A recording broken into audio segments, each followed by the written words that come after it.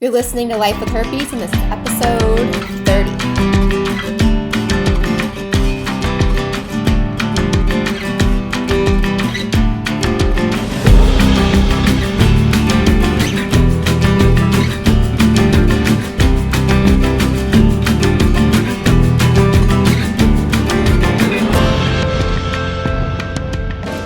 Hello and welcome to today's episode. I am your host, Alexandra Harbushka, and you are listening to Life with Herpes.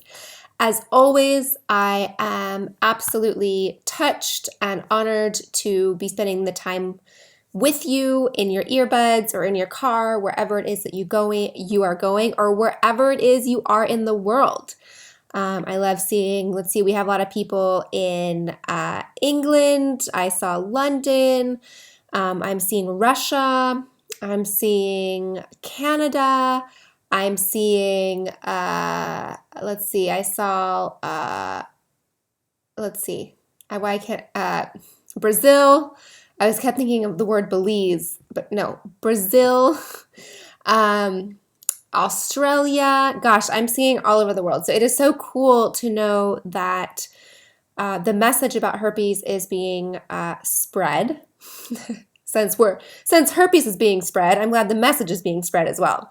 No pun intended on that one. But I am just so honored to see people throughout the world also living with herpes that want to learn everything they can learn and know the facts. So I am thrilled. So thank you for being here.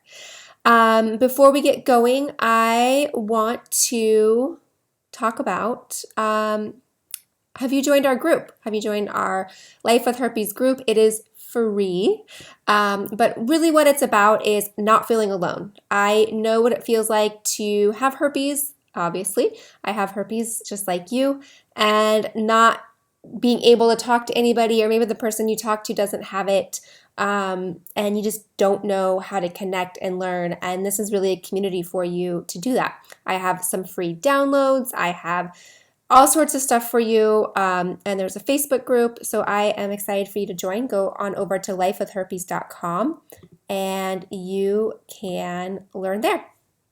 Okay. So today I just want to tell a story. And I'm sure you'll laugh once you hear it.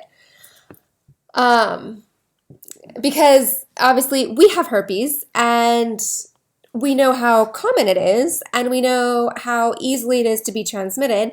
And so we know, is that what I'm saying? Is we know what's going on, and the people in the story did not.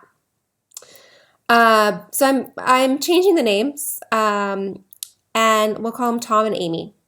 And I was talking to Tom. We were, when was this? I don't know, 7-8 years ago. And there's this place in La Jolla where I grew up. I grew up in San Diego, and La Jolla is a little beach community. And there's this place called the Living Room. And it's darling. It's a coffee and pastry shop on the first floor. The coffee is fabulous. The pastries, I've had better, but the coffee's delicious. Or you get your coffee and it has like a heart, or it has like a rose petal, or like they do stuff. I don't know, just that type of coffee where it's just gourmet and baristas and the people that really know about coffee work there. But it's called the Living Room, and all the furniture there is like you're in your living room. So they have settees and they have little coffee tables. No pun intended with that, I'm sure. Just darling. And then on the second floor, it's a hookah lounge. So totally opposite vibe. It is totally a hookah lounge. It is different music, fun place just to people get coffee and smoke the hookah. On the first floor, people are studying. A lot of people from UC San Diego go there to do their homework. And second floor, they go to hang out. So anyways, we were there and we go to smoke the hookah. And when you go to smoke the hookah, they give you this little protective thing to put over so that when you smoke, you don't pass herpes, right? And so Tom's like, hey, do you know what this is for? And I was like, no, I don't. I don't really smoke hookah that often, so no, I don't. He's like, oh, it's so you don't get herpes. I was like, oh, interesting. Never thought of it, but yeah, smart, great, whatever. And he goes, I almost got herpes. And I was like, really? Tell me more. Now, this is before I knew everything I now know about herpes. But this is before I'm like, really? Like, how? Who? What? This is before when I had the stigma of, oh, only dirty people have herpes or only promiscuous people have herpes. I did not know the statistics and how common it was back then. So this is kind of me admitting I had my own stereotype. But bear with me on the story. So we're sitting there smoking the herpes. Like, yeah, I almost got herpes this one time. And I was like, okay, tell me the story. He's like, so I was sleeping with Amy. And I knew Amy. And I was like, no, I didn't know you were sleeping with Amy. He's like, yeah. So we were, we'd kind of hook up here and there, because it's convenient. I was like, okay, great. Yeah, I know. And he's like, yeah, well, after I slept with her, one of our friends, and I can't remember who that friend was, said, Amy has herpes. And he's like, so I almost got it because I slept with her. Like, it was really close. And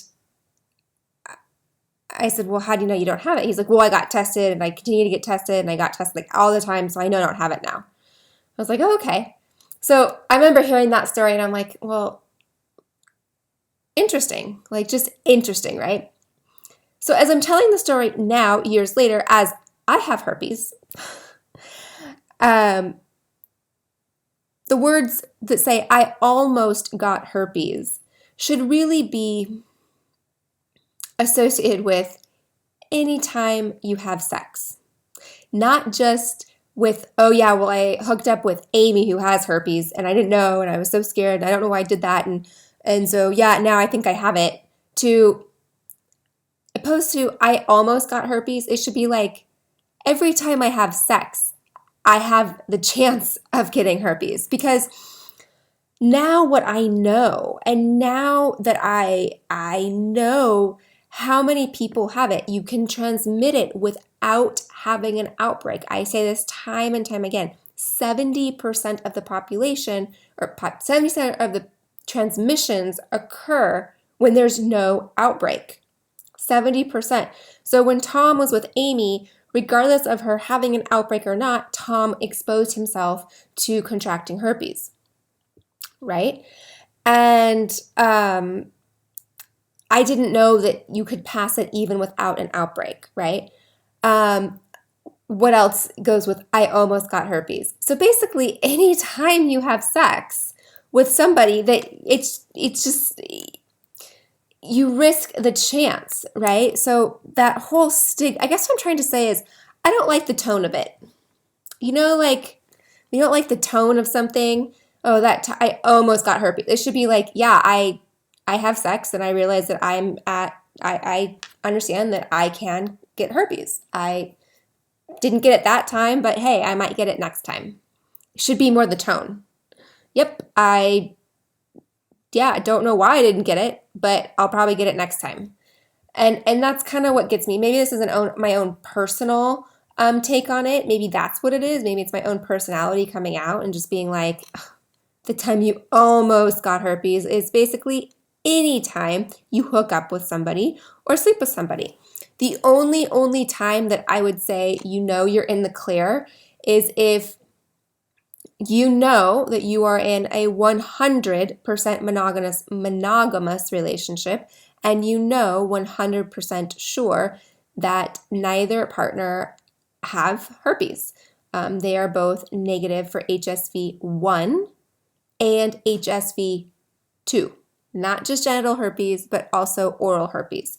So that would be the only time I believe you could say is I'm in the clear. Any other time, I would say you just don't know, because you can almost always get it.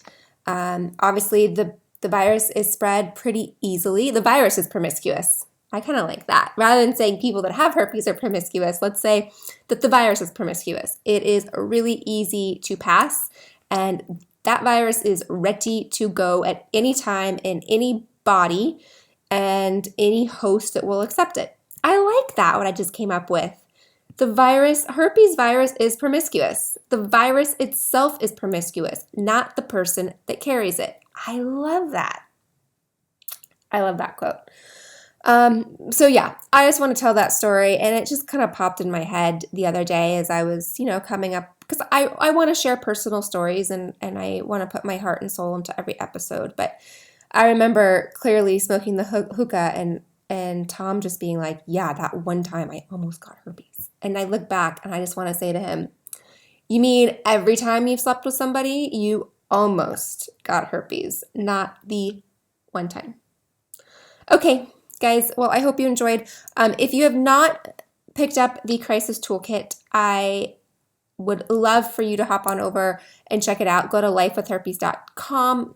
Crisis Toolkit's on the top page, or there's a button for you to click. I've really put my heart and soul into this. It is something I wish I had when I was diagnosed with herpes. In that first week, you're alone. You don't know who to talk to. You are scared shitless, and you're in pain. And all you want to do is know that everything's going to be okay, and how am I ever going to get over this hump? Will I ever be able to sit down and not be in pain, and will anybody sleep with me ever again? And so anyways, I've created this for you so that you can have resources to know how to get over that hump. I have a meditation. I have a shopping list. I have the 101 on herpes. I have everything you want to know about herpes in one little section. So you're not Googling here, listening there. It's all there for you. So anyways, head on over to lifewithherpes.com and check it out. All right, my friend, I will see you soon. And remember, next time you hear someone joking about it or saying that one time I almost got herpes or any joke and it just pisses you off, remember, the virus is promiscuous, not the person. And anytime you have sex, you almost get herpes. All right, see you soon.